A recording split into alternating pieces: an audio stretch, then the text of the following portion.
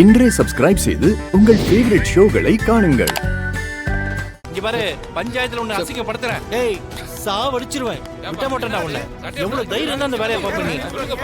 ஏங்க நான் எதுவும் பண்ணலங்க, சொல்றத கேளுங்க. ஏதாவது பேசினா கொன்னு போடுவேன். ஏப்பா ஏப்பா இருங்க. அட இருங்கப்பா.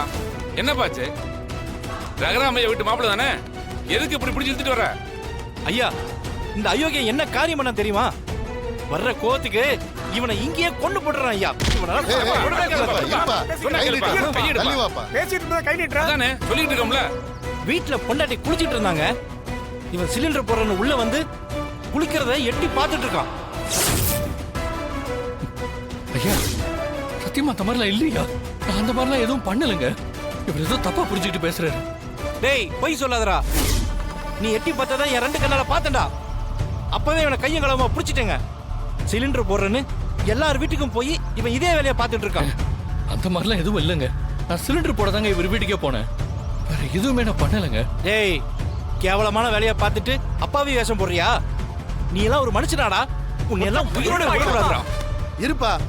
இருப்பாங்கறல நீ பாட்டுக்கு அடிக்க போற. முதல்ல என்ன ஏதுன்னு விசாரிக்க வேண்டாமா? இவர் யார் தெரியும்ல? ரகுராம் ஐயாவோட மாப்பிள்ள. அந்த மாதிரி பண்ற ஆள் கிடையாது. அதான் தப்பு பண்ணிருக்கான்னு நேர்ல பார்த்தவரை சொல்றாரே.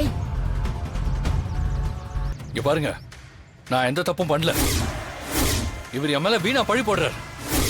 ஏய், தப்பு பண்ணவன் எவனாவது நான் தப்பு பண்ணேன்னு ஒத்துருக்கானா? இது ஆவற கதை இல்லைங்க. இவனுக்கு தண்டனை கொடுத்தே ஆகணும். பஞ்சாயத்தை கூட்டுங்க, ரகுராமையாவை வர சொல்லுங்க. அவரே ஒரு நியாயம் சொல்லட்டும்.